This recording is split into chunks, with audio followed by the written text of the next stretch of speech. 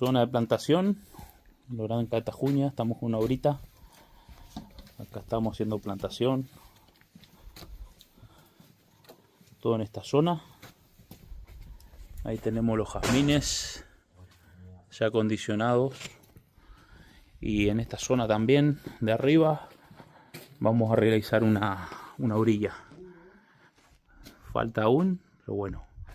Tenemos parte bastantes plantas para plantar. Y esta zona va a ir con grava también. Toda esta zona. Ya de ahí iré mostrando más cosas. Ya estamos plantando. Luego se pondrá una malla antihierba y ahí va a quedar preparado.